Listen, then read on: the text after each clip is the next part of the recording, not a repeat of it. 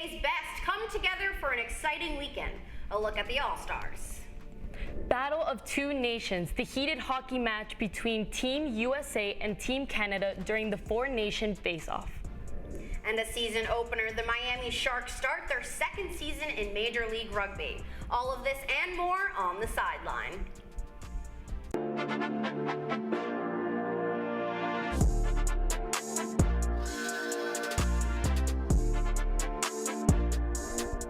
Hello South Florida and welcome to the Sideline, the place where you get all the highlights for South Florida teams. I'm Sabrina Lozano. I'm Nicolette Esper and the Sideline starts now.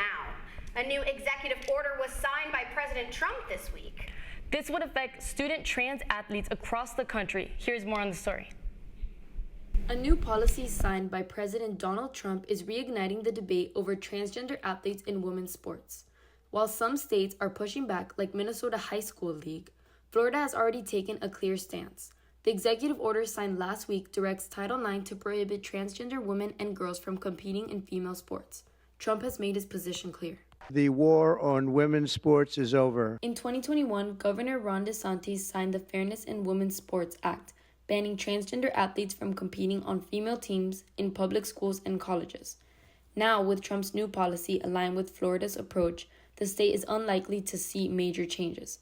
But across the country, reactions are mixed. Supporters of the policy argue it ensures fairness in competition. It's a fairness issue, it's a safety issue. Others say the focus should remain on protecting female athletes without targeting transgender individuals. I care about everyone and how everyone is perceived. This bill should just be focused on protecting female athletes at the collegiate level. With legal challenges already emerging, the enforcement of this policy and how it affects student athletes remains to be seen. For now, Florida's law remains in effort, but with Title IX now at the center of national debate, this issue is far from settled. As legal battles unfold, Florida stands firm on its policy, while the rest of the country debates the impact of Trump's order. The NBA hosted its All-Star Weekend this year in San Francisco, and it was full of highlights.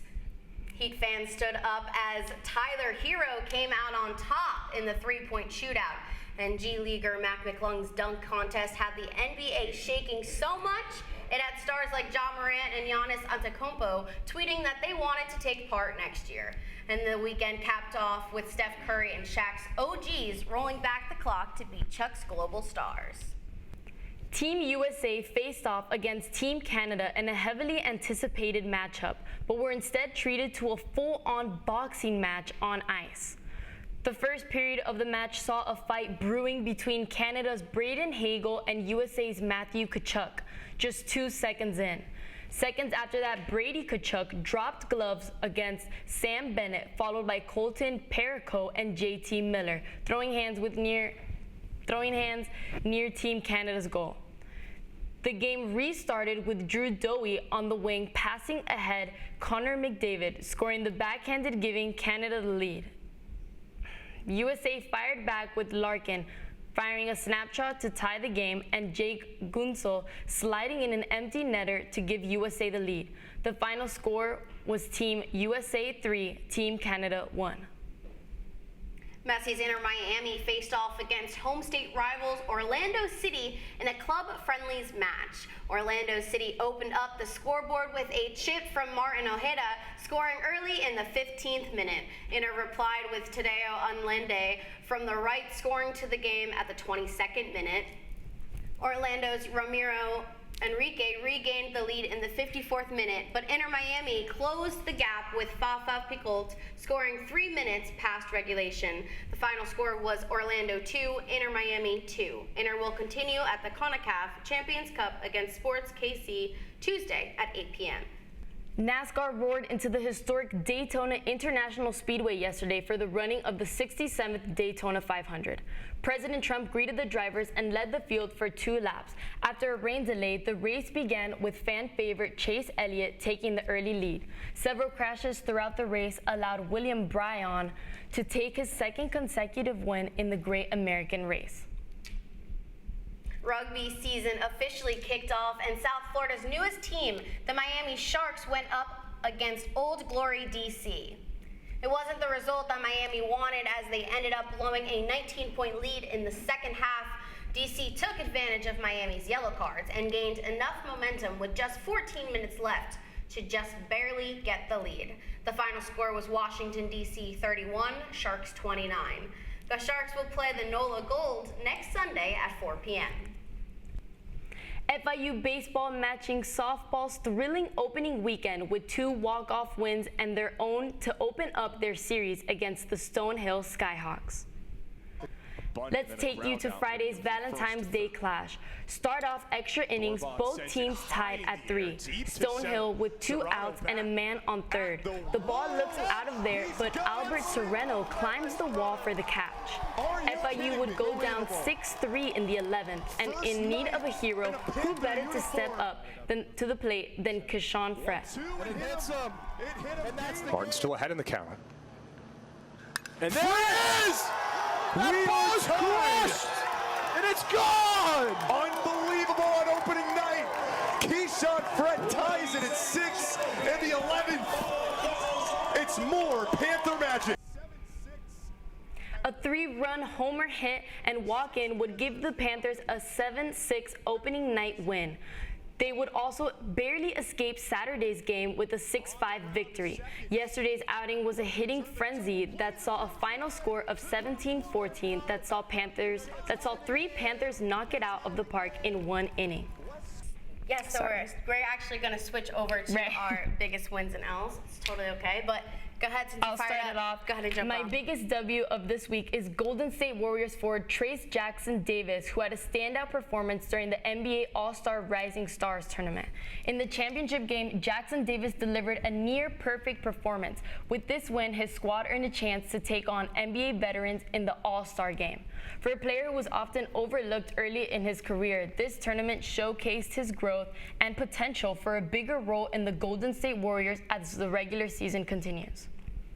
My biggest W of the week is going to be from on the ice with the hockey Team USA versus Team Canada. Their win right off the opening face-off, it was complete mayhem. 3 fights broke out within the first 9 seconds. It was clear from the jump both teams were pretty much fired up. Canada struck first, and who else? Connor McDavid. A brilliant feed from Drew Doughty, fired a perfect shot right past Connor Hellebuck. Team USA didn't flinch though. We had Jake Guentzel answered just moments later with a wrister. Somehow it went past Jordan Biggington.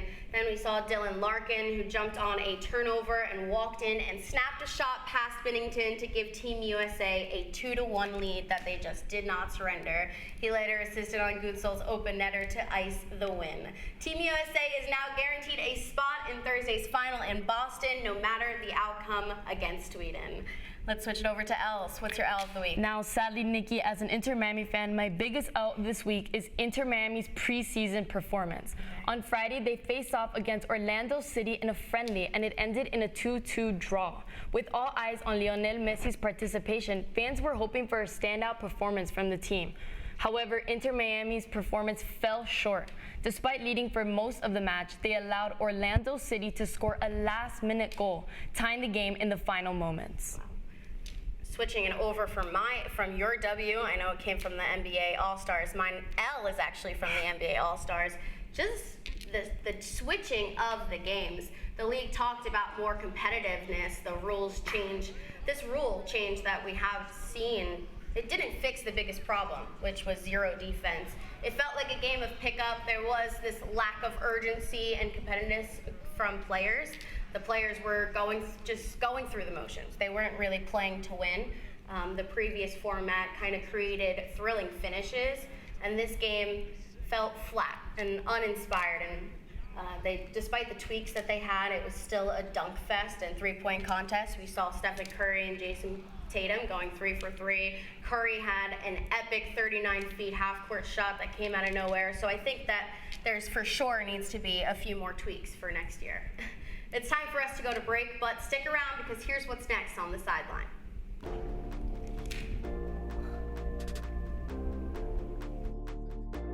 Our Heat analyst to give us his insights on Tyler Hero's experience at his first All-Star break. Sideline will take a timeout and we'll be back.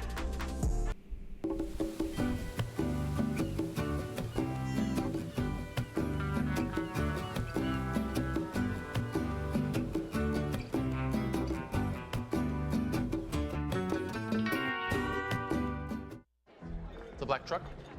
Hey, Christina from accounting. Yeah, hi. Hey, I used to date a girl named Christina. Oh, really? Yeah, and then she dumped me for my best friend. You want to see some photos of them that I took? I don't. I thought we talked about this, buddy. Buzzed and overshared again? Yeah. Yeah. I'm gonna call a car.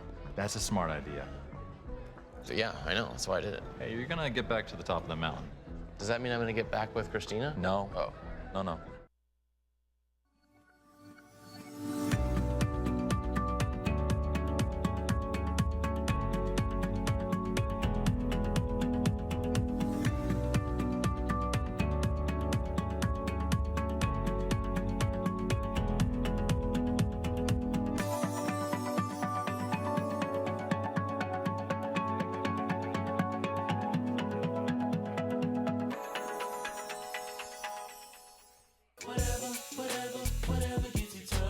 There are a lot of ways to reach out to a friend about their mental health.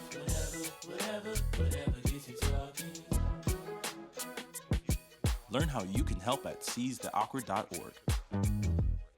Bill is a family man. He invests his money wisely and provides a good life for his children. Just one problem. He often opens emails from senders he doesn't know, and his computer is not password protected. One day, Bill checked his bank account and 94% of malware attacks originate from emails. Don't be like Bill. Take your cybersecurity seriously. Another big dub did come during this All-Star weekend on Saturday night with Tyler Hero winning the three-point contest. We now bring in our studio analyst, Anthony Cruz, to tell us what this means. Hi, Anthony. Good morning.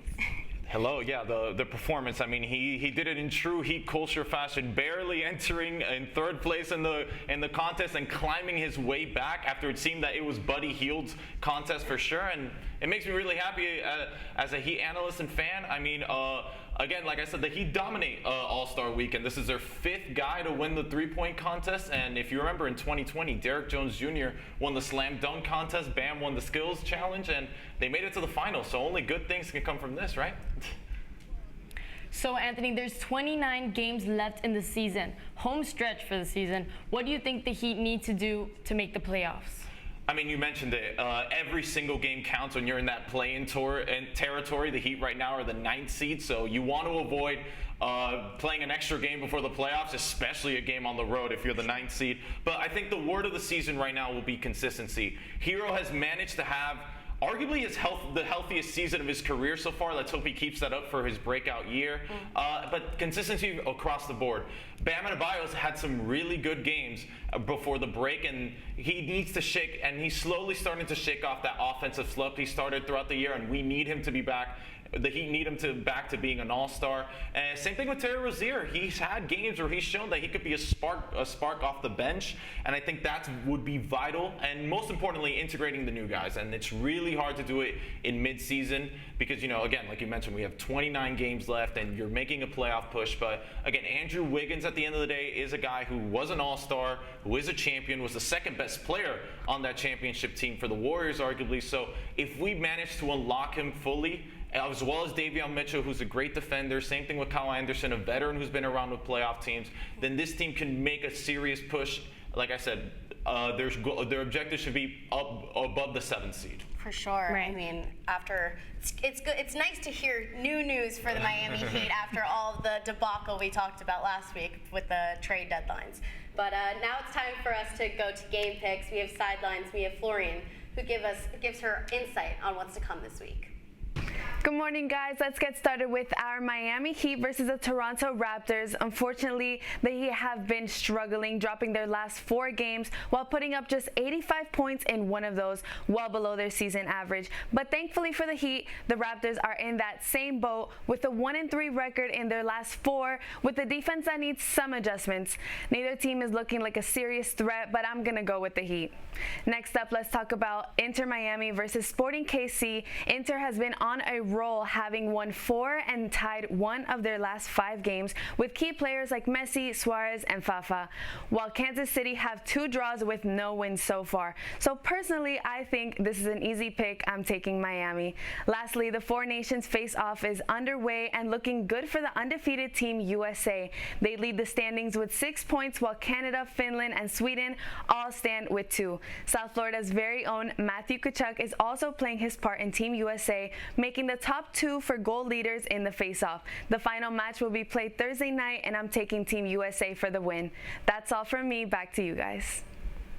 As always, just a reminder that if you want to keep up with updates, fun segments, and more from our crew, you can follow our Instagram for all things Sideline. Follow us at sideline.caplin. That's all the time we have today. I'm Nicolette Esper.